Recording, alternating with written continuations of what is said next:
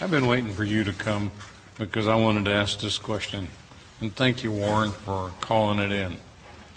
Please explain who Allah is. Some people say he is the same God of Abraham, Isaac, and Jacob. You've even seen it on some of the Christian television stations that says that. Well, Allah has 99 names in the Quran. And a couple of his names, one of them is the destroyer, and one of them who does damage, does mischief. Ad-Dar. These cannot be attributes of God. God is not the destroyer in the Bible. Allah is a religion that was there, the worship of Allah was there before Muhammad was even born. Remember, his name is Muhammad ibn Abdullah ibn Abdul Muttalib ibn Hashim. He is Muhammad, the son of Abdullah, the servant of Allah.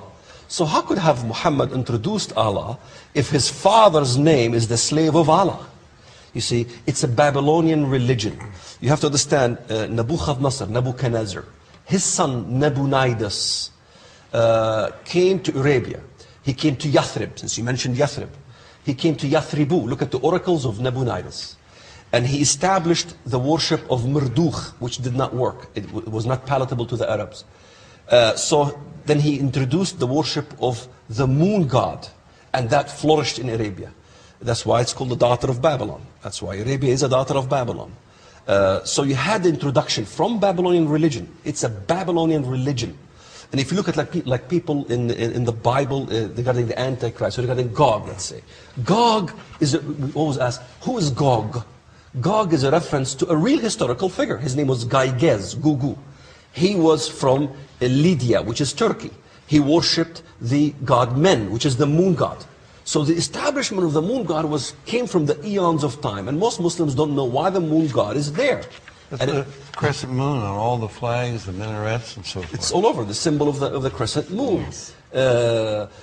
Even if you look at the Hebrew word in Isaiah, where it talks about the 5 eyes, his name is, the word Lucifer, go to the Hebrew. It's Hilal ben Sahar, Hilal, the brightness. Hilal is also an Arab word, which means crescent moon, by the way. Really? So there's a connection there. There's a Babylonian connection of Islam. It's one of the many Babylonian religions. It is totally foreign to the Bible. This is why I was astonished when I started looking at the Bible. I says, there's 2 different gods. One God hates Jews, one God loves Jews. One God says, hey, we should not unite the world under one language.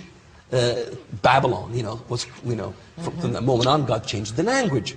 Islam wants to unite the world under one language, under one religion, one culture, one entity. This is not from the Bible. So let me step in here. Sorry. That's okay. Look, I don't know of a translation of the Bible into Arabic that does not have Allah as God. Okay? Now, how's that going to work?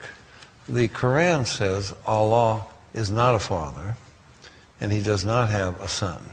So how are you going to have John 3:16 in this Arabic Bible? For Allah so loved the world that he gave his only begotten son. The Quran, he can give you the verses, says you believe in the Trinity, you go to hell. But the Bible is a triune God. Allah was the chief idol in the Kaaba. There were 300 and some idols. And Muhammad smashed them, but he kept the name of Allah. It's the same God that they had before. Nothing changed. The Hajj, the sacred pilgrimage, it didn't change, did it? They practiced it, the pagan Arabs, for centuries before Muhammad was born. There's so many details, we don't have time. The Treaty of Hudaybiyah, most important treaty, when Muhammad comes, this is incredible.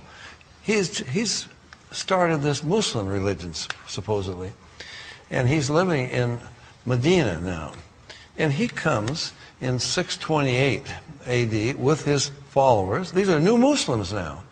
And they come to Mecca. What do they want to do? They want to join the Hajj.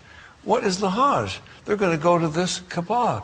Got 300 and some idols, and Allah is the chief idol, and they want to join the pagans and go around. Okay, that's when Mecca was too strong. They stopped him, and he entered into this treaty of Hudaybiyah, the most important treaty, I guess, in Islamic history because it set the law of war and peace.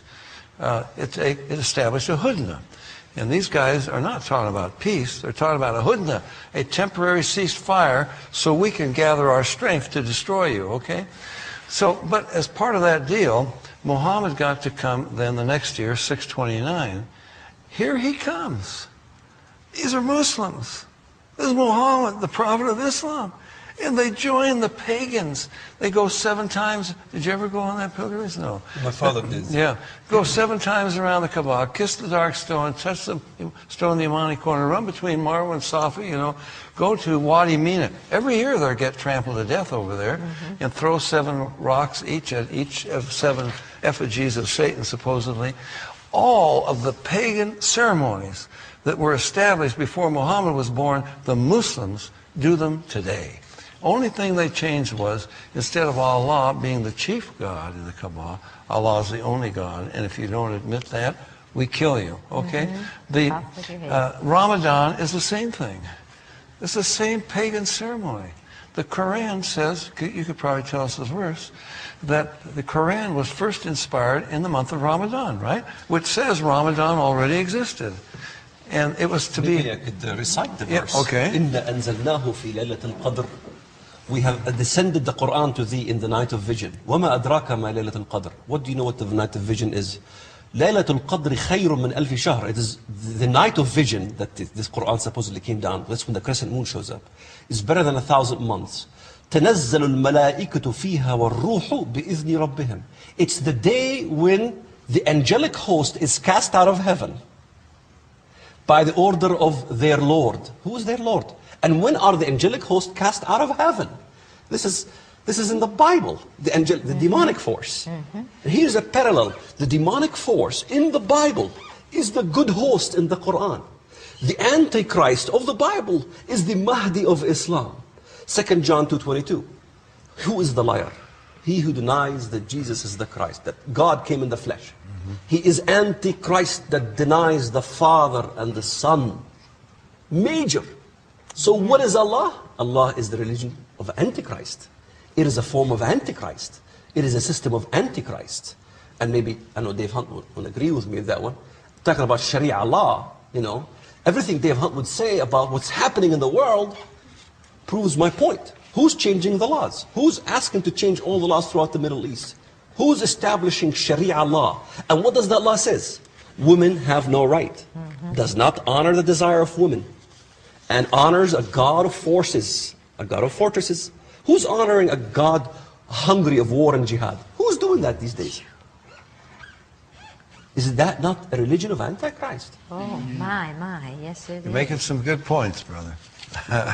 You sure are good. But we still disagree. That's right. It's because you're from the old school, you got to come to the new school. Okay.